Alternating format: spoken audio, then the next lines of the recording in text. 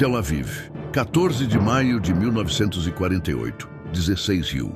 Quando David Ben-Gurion proclamou a independência de Israel no Museu de Arte de Tel Aviv, ele sabia que estava assinando não apenas uma declaração, mas potencialmente uma sentença de morte. As palavras Matlat ha-Atzmaut ainda ecoavam quando os primeiros relatórios chegaram. O Egito declarara guerra.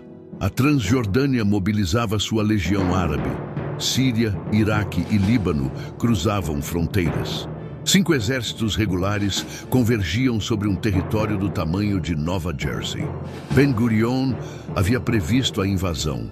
Seria impossível não prever, mas prever não era o mesmo que saber. Ele não sabia quantas tropas egípcias realmente cruzariam o Sinai. Não sabia se a legião árabe tomaria Jerusalém. Não sabia porque Israel não tinha olhos nos lugares que importavam. A geografia transformava cada incerteza em catástrofe potencial. Israel tinha no máximo 15 quilômetros de largura em alguns pontos, distância que um tanque percorre em menos de 1 hora. Não havia profundidade estratégica. Cada batalha perdida não era revés tático, era ameaça existencial. Nas primeiras semanas, a Haganah lutou com coragem extraordinária e recursos desesperadores. Rifles contra artilharia pesada, bombas caseiras contra tanques, pilotos inexperientes contra a força aérea egípcia. Mas o que mais atormentava os comandantes não era inferioridade material, era inferioridade informacional.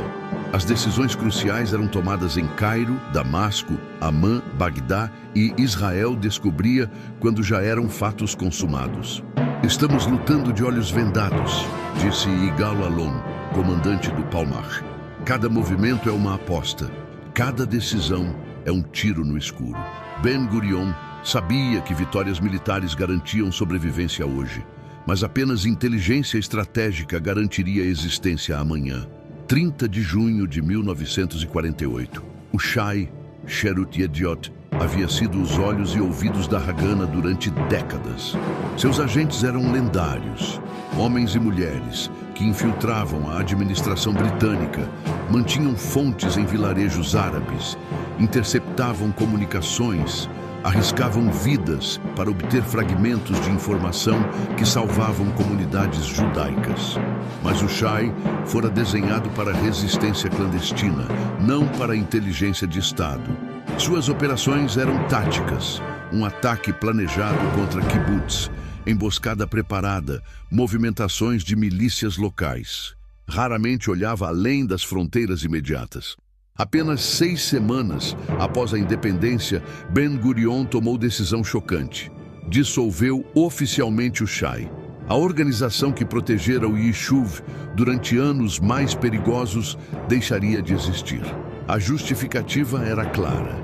Israel não era mais resistência clandestina, era Estado soberano que precisava de arquitetura de inteligência profissional. No lugar do Shai, Ben-Gurion criou estruturas distintas. A inteligência militar, Amman, ficaria responsável por ameaças no campo de batalha. Quantos tanques sírios nas Golã? Capacidade da Força Aérea Egípcia? Posições de artilharia jordaniana? O Shin Bet assumiria contra-inteligência e segurança interna, impedir infiltração, detectar espiões, prevenir sabotagem. Era reorganização lógica, mas criou vácuo perigoso. Quem monitoraria intenções políticas do rei Abdullah? Quem cultivaria fontes no governo egípcio? Quem estabeleceria relações com serviços ocidentais? Quem acompanharia negociações secretas entre capitais árabes? Isser Harel descreveria essa época como navegar em névoa densa sem bússola. Israel tinha fragmentos de informação, muitos fragmentos, mas não sistema para conectá-los em compreensão coerente. Um agente captava rumores sobre armas da Síria. Oficial observava exercícios militares incomuns. Diplomata ouvia comentários preocupantes em Paris. Mas esses fragmentos permaneciam isolados, sem que ninguém os juntasse e perguntasse: o que isso significa? Os acordos de armistício de 1949, negociados em Rhodes, Trouxeram alívio temporário, mas não paz. Israel sobrevivera, mas sobreviver não era viver. Os armistícios eram pausas entre rounds de conflito longe de terminar.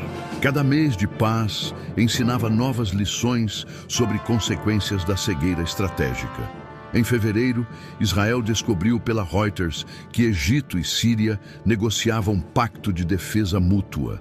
Nenhuma agência israelense detectara essas conversas. Nenhuma fonte alertara sobre reuniões secretas em Alexandria. A primeira notícia veio da imprensa internacional. Em abril, ataque coordenado de infiltradores atravessou simultaneamente 3 setores da fronteira egípcia. A sincronização sugeria planejamento centralizado, comando unificado. Mas inteligência israelense não detectara campos de treinamento, não identificara comandantes, não interceptara ordens.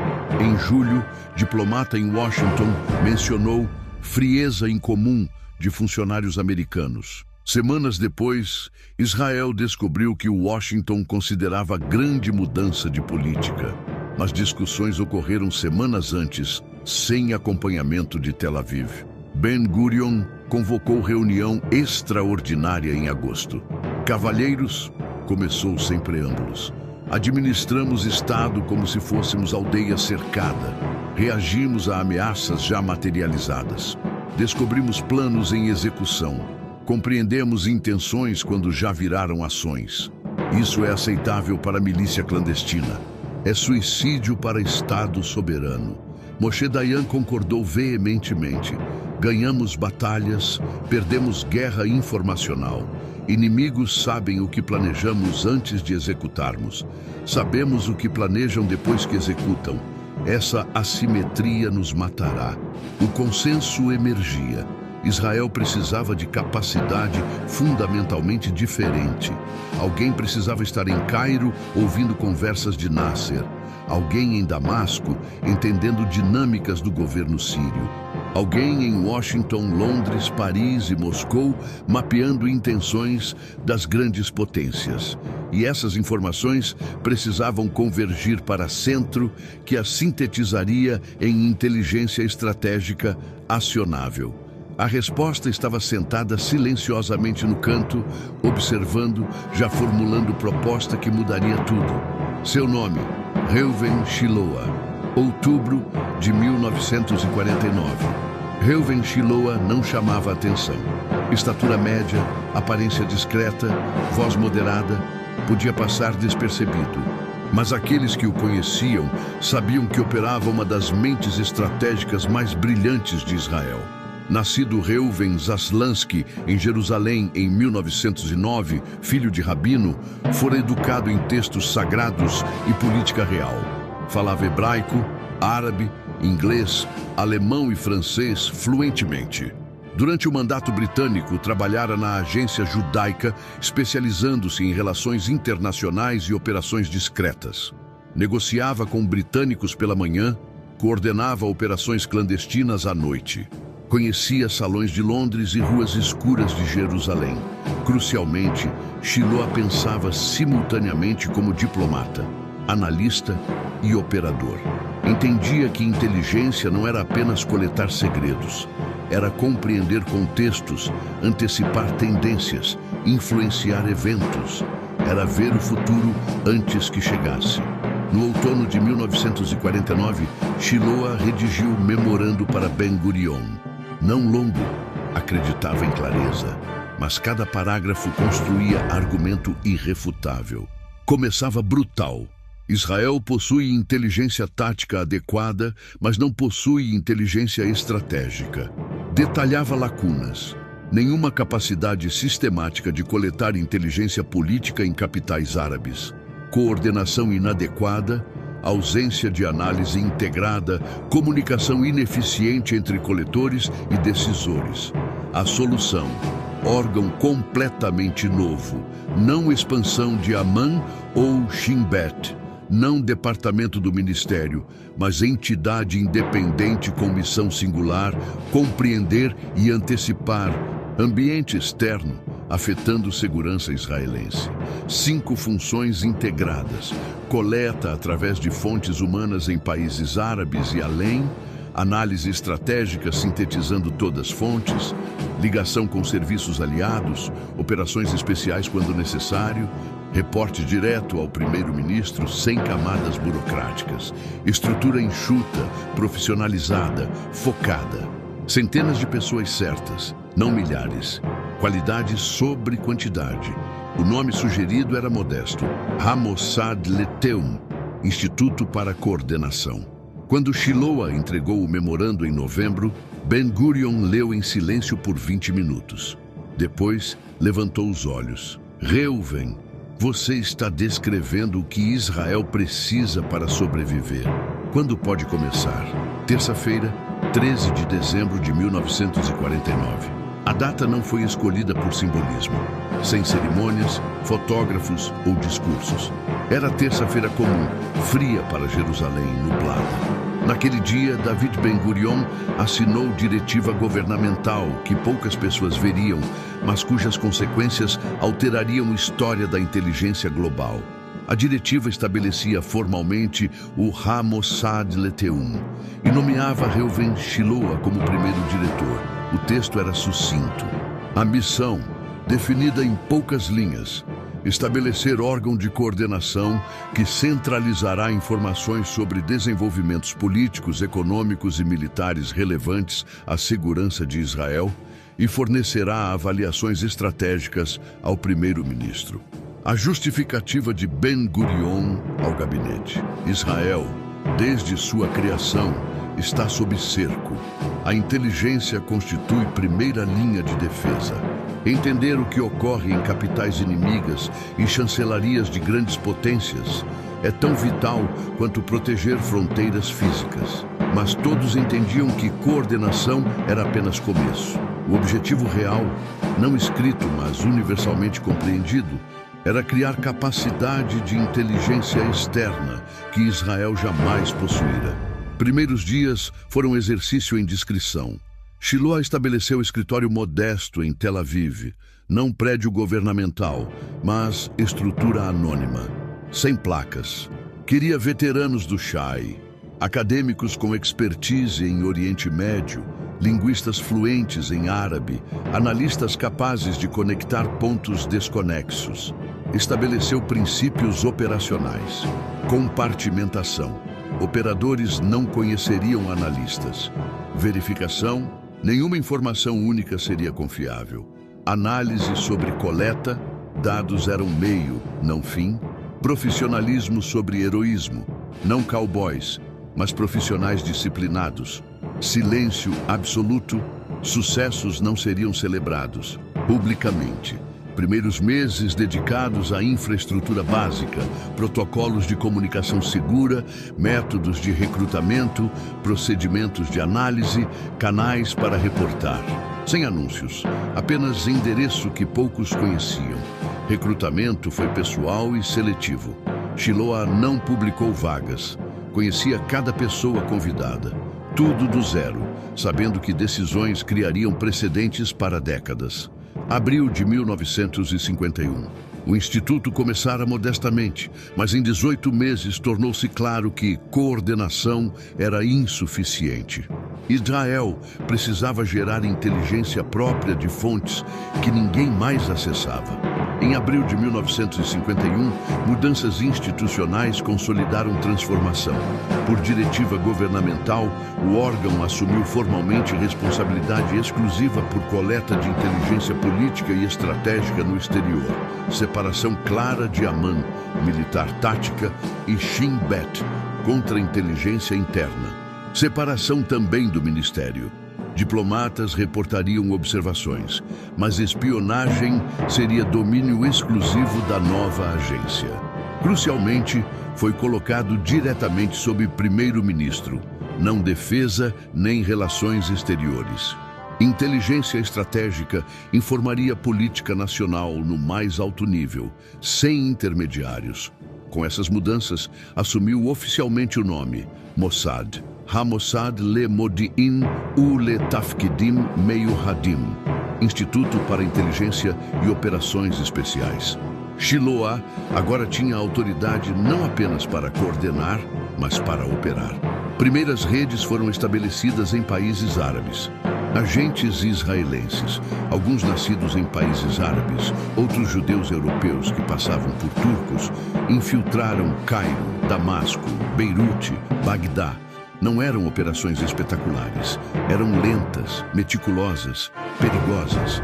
A gente passava meses estabelecendo cobertura antes de contato operacional. Outro cultivava a fonte durante anos antes de informação valiosa. Mas resultados apareceram. Pela primeira vez, Israel recebia inteligência sobre discussões internas de Nasser antes de decisões. Relatórios sobre divisões no governo sírio chegavam enquanto secretas. Avisos sobre compras de armamento soviético vinham semanas antes dos navios atracarem. O Mossad também estabeleceu relações com serviços ocidentais. Shiloah viajou discretamente para Washington, Londres, Paris, reunindo-se com CIA, MI6, CDEC. Propôs trocas mutuamente benéficas. Israel compartilharia conhecimentos sobre o Oriente Médio. Aliados compartilhariam capacidades técnicas e inteligência global. Internamente, desenvolveu divisões especializadas, inteligência política, aquisições militares árabes, relações com comunidades judaicas em países árabes. Shiloah insistia em equilíbrio entre coleta e análise, recrutando especialistas de universidades israelenses. Em março de 1952, Reuven Shiloah deixou liderança direta por problemas de saúde, mas o que construíra estava solidificado. Yasser Harel assumiria e expandiria capacidades, mas fundação, missão, cultura, princípios eram um legado permanente de Shiloah. O Mossad tornou-se uma das agências mais efetivas do mundo. Operações como o sequestro de Eichmann em 1960, roubo de planos do MiG-21, penetração de regimes árabes na Guerra dos 6 Dias, operações contra programas nucleares hostis demonstraram repetidamente valor da antecipação estratégica. Mas verdadeiro legado não estava em operações espetaculares. Estava na transformação de Israel de nação que reagia em nação que antecipava. Ben-Gurion entendera desde 1948. Em conflito existencial, conhecimento é defesa. Não bastava soldados e armas. Era necessário saber o que inimigos planejavam antes que planejassem, compreender vulnerabilidades, antecipar ações, influenciar decisões através de operações jamais reconhecidas. O Mossad nasceu não de ambição ou paranoia, mas de necessidade histórica concreta. Estado pequeno, cercado por adversários negando seu direito de existir, dependente de decisões em capitais distantes, não poderia sobreviver na ignorância. Precisava de olhos em Cairo e ouvidos em Damasco. Precisava transformar vulnerabilidade geográfica em vantagem informacional. 75 anos após aquela terça-feira sem cerimônias em dezembro de 1949, o Mossad permanece no centro da segurança israelense. Sucessos raramente divulgados, fracassos estudados internamente, mas não admitidos. Operadores vivem em anonimato. Analistas trabalham conectando pontos que outros não veem. A missão de Shiloah permanece: antecipar ameaças antes de materializarem, compreender intenções antes de virarem ações, proteger Israel através de conhecimento que outros não possuem. É missão sem término. Porque vulnerabilidade que criou o Mossad, estado pequeno em região hostil, é permanente. Enquanto Israel existir cercado por incertezas estratégicas, o imperativo da antecipação continuará. Reuven Shiloah morreu em 1959, apenas 10 anos após fundar o Mossad. Funeral discreto, como fora sua vida. Poucos jornais mencionaram, nenhum publicou detalhes sobre trabalho real. Mas aqueles que sabiam compreendiam. Ele dera a Israel algo tão valioso quanto tanques ou aviões. Dera visão onde havia cegueira. dera antecipação onde havia reação, dera a capacidade de ver além do horizonte, e em conflito existencial, ver além do horizonte é diferença entre sobrevivência e extinção.